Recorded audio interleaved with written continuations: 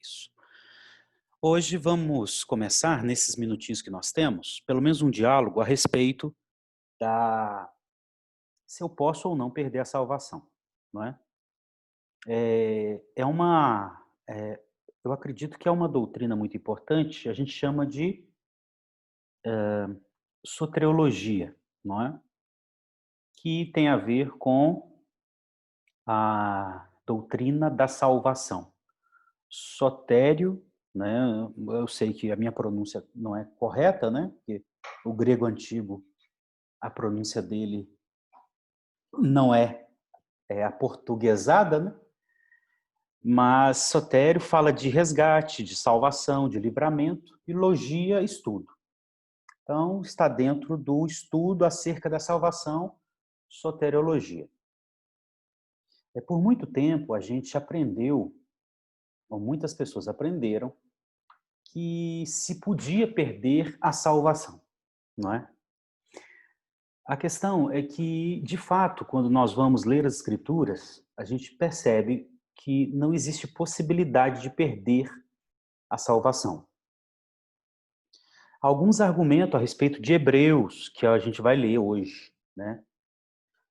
Mas mesmo assim, o autor de Hebreus, ele, no capítulo 6 e no capítulo 10, ele, de fato, ele não está afirmando que um crente pode perder a salvação como algo certeiro, mas vocês vão ver que ele está falando de uma possibilidade que não acontecerá. Mas isso aí a gente chega lá em Hebreus. Então, eu vou me dar aqui a permissão, né, de hoje usar esse, essa ferramenta boa que nós temos, que é o Zoom, e eu quero ler com vocês, e vai aparecer aí agora para vocês, João capítulo 10. Amém? E eu vou ler João capítulo 10, eu vou ler outros textos, vou explicar. Então, depois que eu ler e explicar, a gente vai abrir para as perguntas. Amém? Vamos lá. João 10, versículo 1. Em verdade lhes digo, quem não entra no curral das ovelhas pela porta, mas sobe por outro lugar, esse é ladrão e salteador. Preste atenção. Jesus está conversando com os fariseus, mestres da lei, gente que estava mais preocupada com a letra da lei do que com o espírito da lei. Então ele está conversando com esse pessoal e ele está afirmando que quem não entra pela porta, quem não entra no curral das ovelhas pela porta, isso mesmo, mas sobe em outro lugar, esse é ladrão e salteador. Então ele está dando a entender que ladrão e salteador tem a ver com falsos mestres. Preste atenção, porque tem um versículo aqui que a gente, vez ou outra, faz um pouco de confusão. Aquele, porém, que entra pela porta, esse é o pastor das ovelhas. Ele está se referindo a ele mesmo. Para este, o porteiro abre. As ovelhas ouvem a sua voz. Ele chama as suas próprias ovelhas pelo nome e as conduz para fora. Depois de levar para fora todas as que lhe pertencem, vai na frente delas. E elas o seguem, porque reconhece a sua voz. Mas de modo nenhum seguirão o estranho.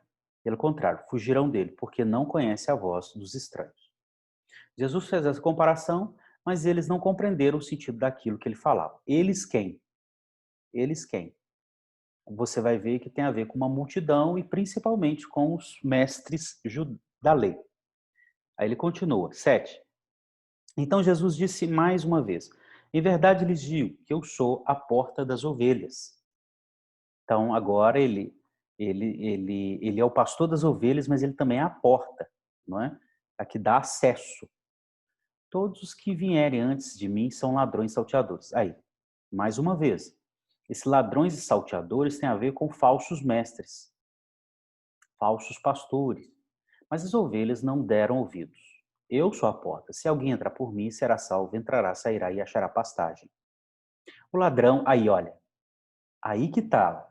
O ladrão vem somente para roubar, matar e destruir. Quem é o ladrão?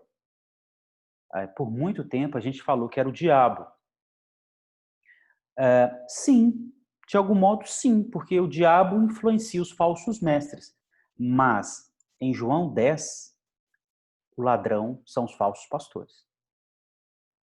Guarda isso aí, porque é bom a gente ficar evitando dar algumas manotas, né? O ladrão é o diabo? Sim. Essa é a obra maligna dele, que ele usa os falsos pastores. Mas aqui, especificamente, o ladrão, como vem todo o contexto, tá vendo? Ladrão, todo o contexto vem falando, ó, ladrões. Aí ele vai explicar. O ladrão é o falso mestre. O que ele faz? Ele vem para roubar, matar e destruir. Essa é a tragédia de um falso pastor para as ovelhas. É por isso que a gente tem esse treinamento de pastores. Porque um falso pastor, ele destrói as ovelhas, ele mata as ovelhas, ele rouba as ovelhas. É muito sério isso.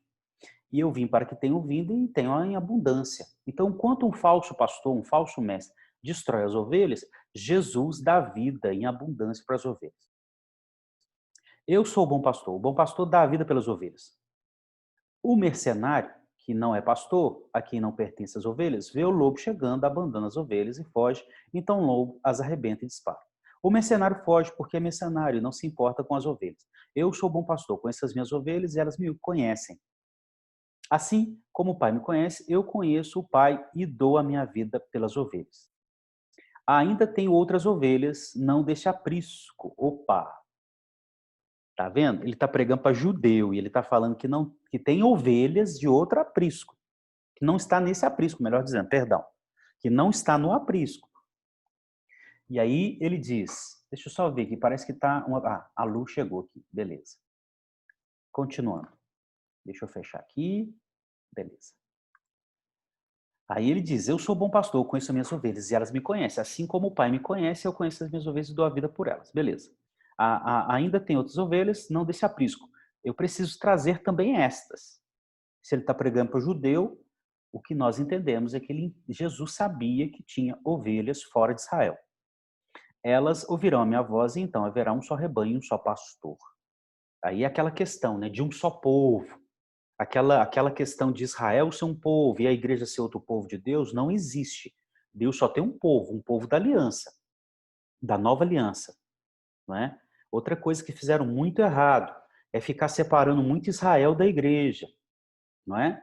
A Bíblia não tem dois povos, não fala de dois povos, fala de um povo que estava numa antiga aliança e agora fala desse povo numa nova aliança. O judeu, ele tem que entrar na nova aliança para ser povo de Deus. Aí continua. 16. Ainda tem outras ovelhas, não desse aprisco, etc. 17. Por isso meu pai me ama, porque eu dou a minha vida, olha, eu dou a minha vida para recebê-la outra vez. Ninguém tira minha vida, pelo contrário, eu espontaneamente dou. Tenho autoridade para entregá-la e também para reavê-la. Este mandato recebi de meu pai. Por causa das palavras, houve uma divisão entre os judeus. Muitos deles disseram, ele tem demônio e enlouqueceu. Por que vocês ouvem o que ele diz? Outros diziam, esse modo de falar não é de endemoniado. Será que um demônio pode abrir os olhos aos cegos? Havia sinais que comprovavam que Jesus era o Messias de Deus. Havia aqueles que se negavam a crer. Essa é a blasfêmia do Espírito Santo, né? Contra o Espírito Santo. Mas havia aqueles que estavam sendo, pela obra do Espírito Santo, tocados. Aí continua. Celebrava-se em Jerusalém a festa da dedicação. Era inverno. Jesus passeava no templo, no Pórtico Salomão. Então os judeus rodearam e disseram, até quando você nos deixará nesse suspense? Se você é o Cristo, diga francamente. Era a expectativa do judeu, é a vinda do Cristo. É como a nossa, a vinda, a volta de Jesus. 25. Jesus respondeu, olha, agora começa. Já falei, mas vocês não acreditam. As obras que eu faço em nome do meu Pai dão testemunho de mim. Ele tinha sinais. Eles estavam se negando a crer. Mas vocês não creram. Aí vem, ó, preste atenção. Mas vocês não creram, porque não são das minhas ovelhas. Primeiro aprendizado aí. Uma pessoa só pode crer em Jesus se antecipadamente já for uma ovelha de Jesus, uma eleita. É o chamado eleito. Quem não é eleito não vai conseguir crer. Por quê? Porque não tem a obra do Espírito Santo a seu favor. Aí vem a questão da eleição que a gente vai em outro momento aprimorar mais. Então, olha, preste atenção. Isso aqui vocês deviam até marcar na Bíblia de vocês, ó. Mas vocês não, aqui, ó. Mas vocês não creem, porque vocês não são minhas ovelhas. O Pai não deu graça para eles crerem. É só isso. Ah, pastor, mas isso é covardia de Deus. Não tem nada de covardia de Deus. A gente vai aprender isso nos próximos momentos. Todos estão condenados. Deus amorosamente, ele arranca pecadores do meio desses condenados para serem salvos. Mas esse aí é muito importante, ó. Aí vem 27. As minhas ovelhas ouvem a minha voz e eu os a conheço. E elas me seguem. Tá vendo? A ovelha de Jesus vai ouvir a voz dele e vai segui-lo. 28. Eu, porém, lhes dou a vida eterna. Tá vendo? O relacionamento de Jesus com a ovelha eleita. Primeiro, a ovelha eleita vai crer. Vai ouvir a voz de Jesus e vai segui-lo. E Jesus vai dar vida para essa ovelha eleita. Jamais perecerão. E ninguém aí vem. Eu lhes dou a vida eterna. Jamais, outra aqui, ó. Isso aqui já deveria estar marcado em sua Bíblia, ó. Eu lhes dou a vida eterna. Jamais perecerão, ou seja, morrerão. E ninguém as arrebatará da minha mão. Olha aí. 29. Aquilo que o meu Pai me deu é maior do que tudo. E da mão do Pai ninguém pode arrebatar. Eu e o Pai somos um. Então, isso aqui, essa porção, ela é maravilhosa, maravilhosa, maravilhosa, maravilhosa. Aí depois ele continua, não é? A discussão com os fariseus. Mas eu acredito que essa porção aqui precisa estar marcada na sua Bíblia, porque essa porção revela muito, muito, muito, muito. Amém? Aí, pastor, mas tá beleza. Eu quero também saber, pastor, então ninguém pode arrebatar uma ovelha de Jesus das mãos dele. Não. Essa é a primeira argumentação. Então agora a gente vai para Romanos, o capítulo 8, o versículo 31. Aí a gente vai para Romanos. E daqui a pouco a gente vai abrir para perguntas. Deixa eu ver o horário aqui. Beleza. Aliás, não, eu vou explicar Romanos, depois a gente abre para pergunta. Diz Romanos 8, preste atenção.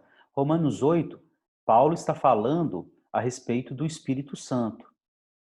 O Espírito Santo que é dado, a vida pelo Espírito Santo, não é? Ele fala da bênção dessa vida pelo Espírito Santo, os sofrimentos que pelo Espírito Santo a gente vai vencer, né? Fala da intercessão do Espírito Santo. Aí ele chega no versículo 31. Aí ele diz assim, olha, que diremos então à vistas destas coisas? Qual coisas? E os que predestinou, a esses também chamou. E os que chamou, a esses também justificou. E os que justificou, a esses também glorificou. Acerca dessas coisas. Esse mistério de Deus de ter a sua ovelha eleita, de chamar e acordar essa ovelha do som do pecado, da morte espiritual, de justificar essa ovelha, torná-la inocente por obra de Cristo na cruz e também glorificar essa ovelha na volta de Jesus Cristo. Aí ele vem. Que diremos então a estas coisas? Se Deus é por nós, quem será contra nós? Ok? Se Deus é por nós, Ele providenciou tudo para nossa salvação, quem será contra nós? Aquele que não poupou seu filho, porque Deus levou em conta todos os nossos pecados e despejou o justo pagamento, a ira, sobre Jesus Cristo. Mas por aquele que não poupou seu próprio filho, mas por todos nós o entregou, será que não nos dará graciosamente com ele todas as coisas? É aquela questão de eu sou salvo, eu estou sendo salvo e eu serei salvo. Eu sou salvo de fato em Jesus Cristo, eu estou sendo salvo no sentido da maturidade e eu serei salvo no sentido de ganhar um corpo glorificado. Aí vem 33. Quem tentará acusação contra os eleitos de Deus? Quem? Se o pecado está pago, quem vai acusar os eleitos? É Deus que os justifica. Se a justiça de Deus foi despejar sobre Jesus o pagamento, a punição dos meus pecados, essa é a justiça de Deus. Ao invés de Deus despejar em mim, ele despeja em Jesus. É chamada a justiça de Deus. Então, quando ele faz isso, ele me inocenta. Eu me torno um justo. Ou seja, alguém que não pode mais ser condenado por causa do pecado ou dos pecados. Quem os condenará? Se está pago o meu pecado, quem é que vai me condenar? Se eu não tenho dívida com Deus. É como diz um presidiário, se a minha prisão está paga, eles falam até um outro termo. Se está pago, ninguém pode cobrar.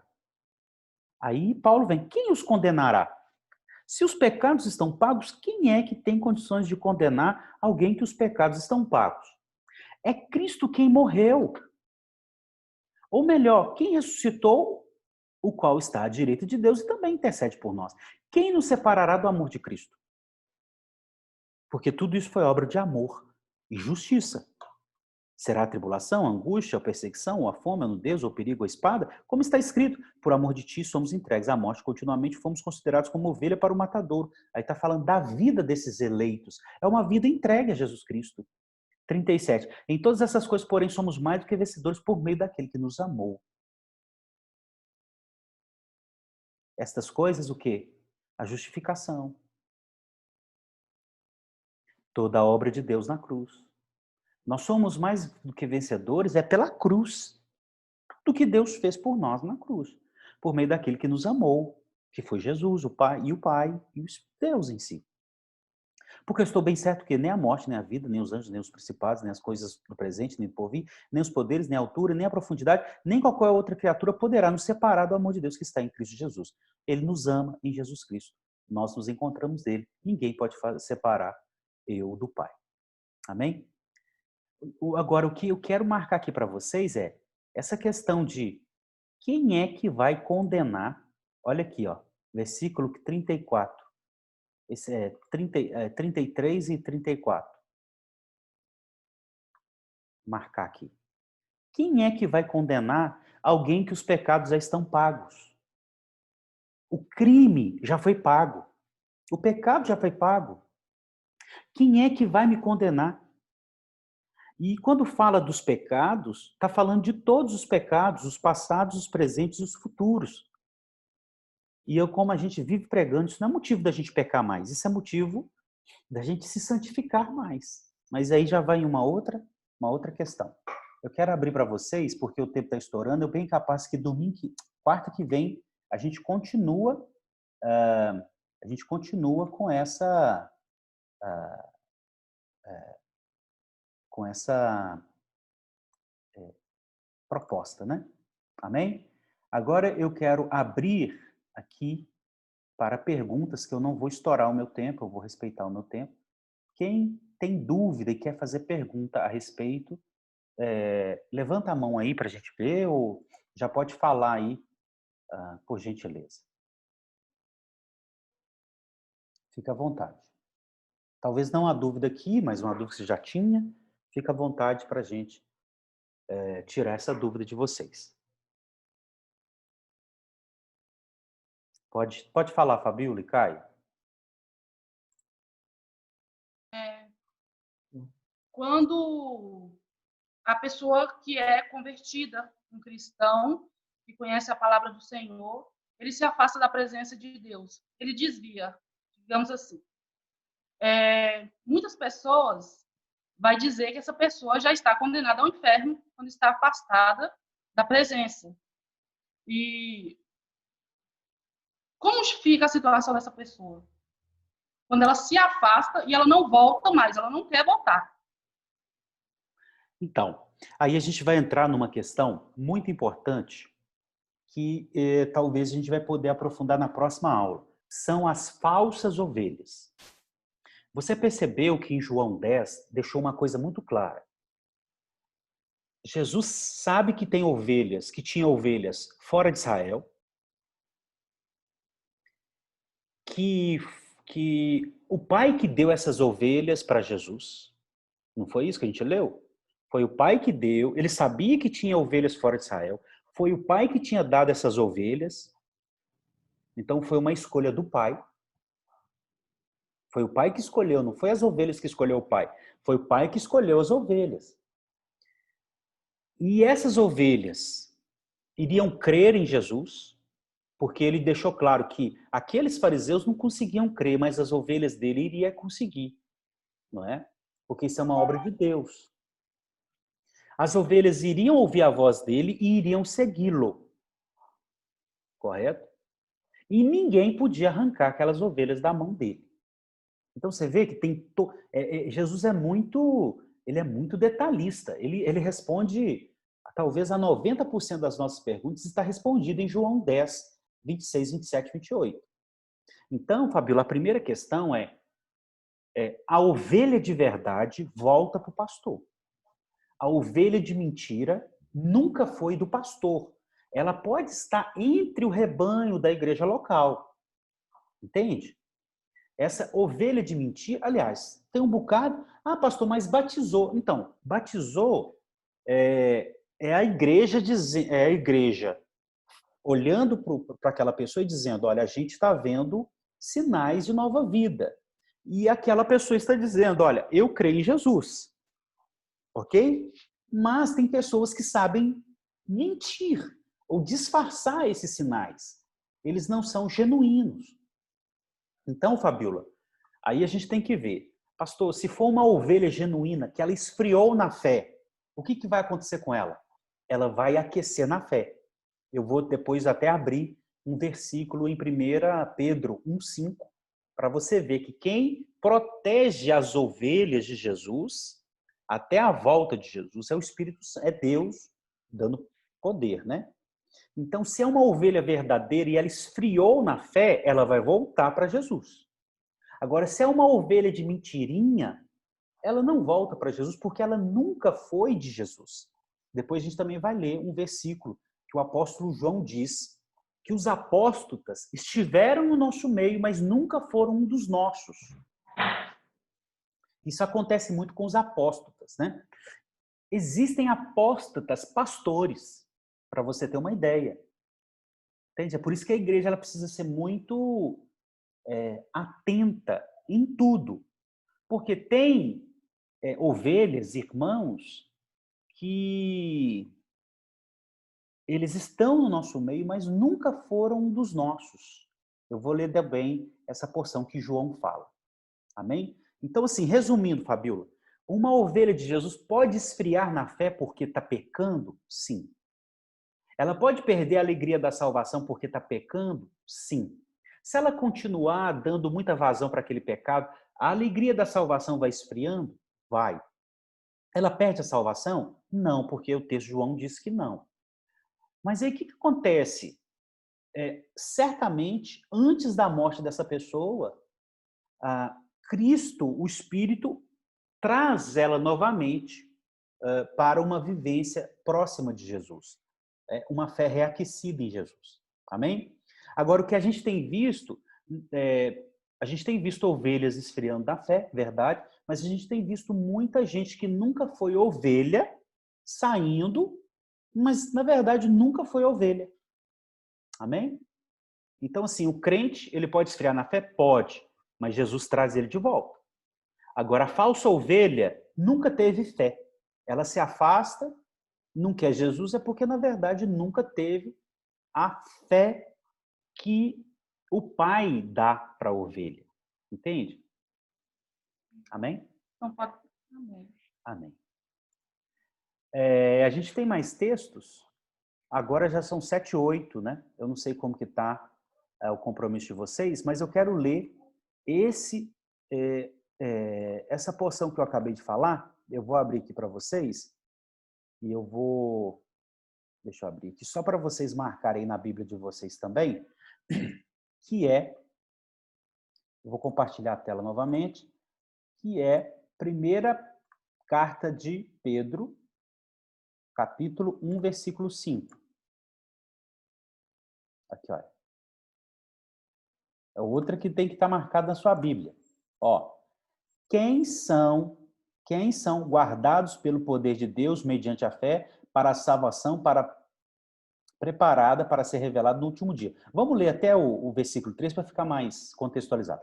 Bendito seja o Deus e Pai do nosso Senhor Jesus Cristo, que, segundo a sua grande misericórdia, nos regenerou. Ó, e ele nos fez nascer de novo. Regenerar é nascer de novo, para uma viva esperança. Então, ele nos fez nascer de novo para uma viva esperança, mediante a ressurreição de Cristo. Isso só aconteceu porque Cristo ressuscitou dentre os mortos, para uma herança que não pode ser destruída, que é a vida eterna. Essa herança é uma bênção que a gente recebeu, que não pode ser destruída. Olha, veja, a herança de Deus não pode ser destruída, que não fica manchada, que não murcha. Tá vendo? Essa herança de Deus não pode ser destruída, não murcha, não pode ser manchada, e que está reservada nos céus para vocês. Está falando da vida eterna, a vida com Deus para sempre. Aí, olha só, preste atenção, que são guardados. Vocês são guardados pelo poder de Deus, mediante a fé, para a salvação preparada para ser revelada no último tempo. Então, nós somos guardados pelo poder de Deus, mediante a fé. É por isso que o justo só vive da fé. Para a salvação preparada para ser revelada no último tempo. Ou seja, quem nos protege na nossa salvação é Deus. Amém? É Deus que nos protege na nossa salvação. Deixa eu ver aqui um versículo, que é o versículo de João, e esse também vocês precisam deixar. É a primeira carta de João 2,19. Vamos abrir lá. 2,19, vamos lá. Aqui, ó. Filhinhos, esta é a última hora. E como vocês ouviram que o anticristo vem, o anticristo tem a mentalidade do anticristo, que são os inimigos de Cristo, né? O pensamento inimigo de Cristo, as pessoas inimigas de Cristo e o anticristo em si, que é aquele líder que vai vir sob influência de Satanás. Então, e como vocês ouviram que o anticristo vem, também agora muitos anticristos, que são esses que são contra o Cristo, têm surgido. Por isso sabemos que é a última hora. Olha aí, preste atenção aqui, ó. Guarda aí, ó. Ó, eles saíram do nosso meio. Os inimigos de Cristo saíram do nosso meio. Eles saíram da igreja. Os inimigos de Cristo saíram da igreja. Agora, o que o apóstolo João diz? Mas não eram nossos. Tá vendo? Tem gente que está no nosso meio que não é dos nossos, mas está no nosso meio. Porque se tivessem sido dos nossos, teriam permanecido conosco. Mas eles se foram para que ficasse manifesto que nenhum deles é nosso. Então, tem falsa ovelha, tem falso pastor, tem falso líder, tudo no nosso meio. Eles vão sair do nosso meio. Nunca foram nossos. Pastor, Bertrano desviou. Não. Bertrano desviou no sentido de esfriar na fé. Se for uma ovelha de Jesus, a fé vai aquecer. Se não for, é porque nunca foram dos nossos. Deixa marcado aí. Amém? Deu para entender, irmão?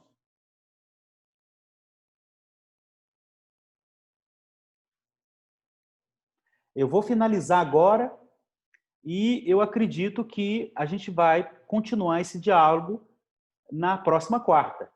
Amém? Porque eu não posso também estourar muito tempo, porque o combinado não foi esse. Amém? Então, Eberson, eu vi que você levantou a mão, depois você anota sua pergunta aí, viu?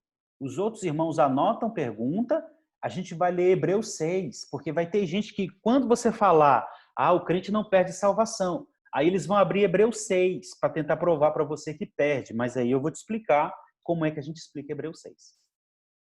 Combinado? Quem pode fazer a oração final aí para nós? Faz a oração para nós aí, Sérgio, para finalizar o nosso encontro teológico.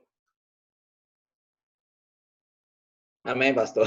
Amém. Pastor, eu estou comentando para a semana que vem, para o senhor dar a clareza mais para nós, que nós estamos até estudando isso, só uma dúvida pequena, sobre a blasfêmia com o Espírito Santo, a semana que vem é da sequência, pode ser? Amém. Qual que é a pergunta? Fala de novo. Sobre a blasfêmia com o Espírito Santo. Então, vamos falar. Eu caio, mas a Fabíola até não estudou sobre isso, só para... Porque para mim foi muito engrandecedor, sabe? Não, vamos sim. Só para ver se vai bater esses... Amém. Amém, então? Fechar nossos olhos, né? Agradecer a Deus por essa oportunidade de aprender mais dele, né? Amém. Soberano Deus, nós te agradecemos, meu Deus, por mais esse momento a qual o Senhor nos proporcionou, Senhor Deus. Sim, Eu Senhor. coloco aqui, Deus, cada irmão que está aqui participando conosco, Senhor Deus, que o Senhor possa estar revestindo cada um de nós de poder, Deus. Nós sabemos que poder, Deus, só o Senhor pode nos dar, Deus. Poder para que nós possamos ser pessoas melhores, Deus, e fazer essa obra com mais excelência, Deus. E que nós possamos ser discípulos multiplicadores, Senhor Deus. E que nós possamos te honrar aqui na terra, Deus, através dos nossos testemunhos, Senhor Deus. Muito obrigado, Senhor Deus, por mais essa oportunidade que o Senhor nos deu, Deus. Eu te agradeço, meu Pai, no nome de Jesus Cristo, Deus. Amém. Amém, irmãos. Eu estou gravando, depois eu vou disponibilizar tudo para vocês, tá bom? Mas próxima quarta, vou ver se começa 6h30 em ponto, para a gente aproveitar mais, viu? Graças e paz a todos.